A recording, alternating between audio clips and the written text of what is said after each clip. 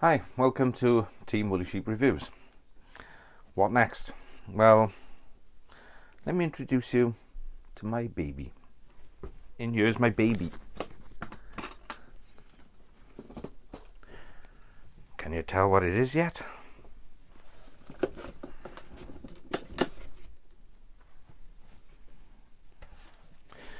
It's my Team Black Sheep Discovery.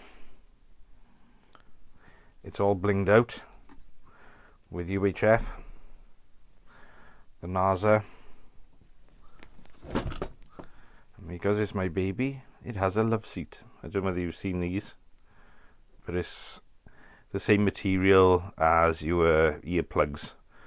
So apparently it's the best insulator for vibration there is.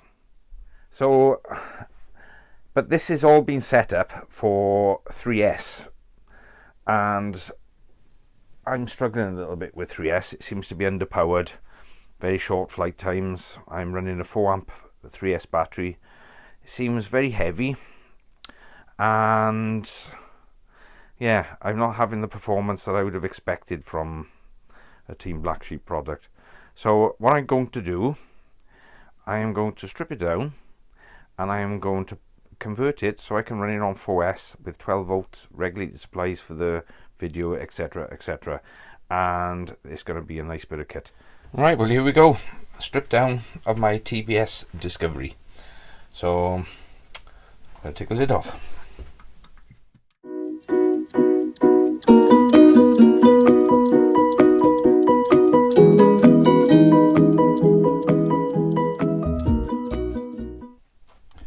Ta-da! Right, just to give you a little tour. This here set of switches is to put the strobes on. So basically I've put 12 volts onto that board, and I got two switches. So one switch is the backlight, the other switch is this little 5 volt regulator which switches the Flightron strobes. That's basically all that is. Now there's a flight controller, the LED module. This is the older NASA kit, and I believe there is a little OSD device. That's another thing, I want to change the OSD on this, so I'm going to use a different OSD. Converting your 14 volts to 12 volts, you need little regulator circuits. Now there's lots on the market. As I said, I've got various different types. This is quite popular. I don't know whether you can see this, but this has got a little pot you can turn to adjust the voltage. So before you connect it up, what you need to do is power it up, adjust that pot to make sure you get the desired voltage on the output. If you plug in a 3S battery, then you're going to get 11 volts or 10 volts out. Okay, just to catch up, I've done this. I've gone for the adjustable Beck. I'm going to dial up 12 volts. I'm going to put a 4S battery into that, and I'm going to get three 12 volt supplies. This is a 3 amp Beck. It's variable, as I said. These generally cost about £1.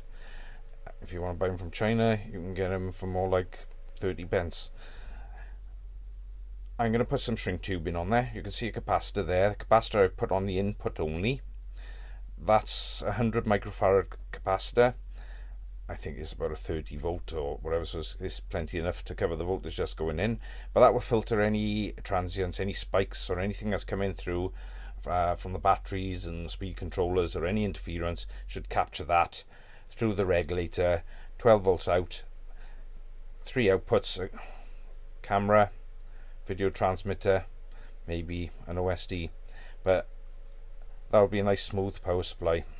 They are small, as I said, they're not a particularly big unit, so this will sit in the front just behind the camera and will hopefully give me a nice clean video. I'll put a bit of shrink tubing on there just to stop any debris or anything getting on there. I'll dial up the voltage before I seal it, then I'll cut out. So if I need to make an adjustment, there'll be a little cutout for me to get my screwdriver in there. So yeah, this is a little 5 volt variable voltage Beck, and this will do the job nicely. As you can see, I've got two spare outputs. I've used the one for to supply the camera and the VTX. So when I get my OSD, that's what I'll use to power the OSD, and I'll have a spare. Now I was going with this OSD, but then I got another GPS receiver, more weight. Then I found one on eBay. I'm gonna give it a try, which will use the GPS pack. Sits in line with the GPS pack, and it will relay information to go onto my video transmitter. So I'll get in my goggles, and that'll give me altitude, distance, everything else. So I'm going to give that a try, and I'll do a review of that when it arrives.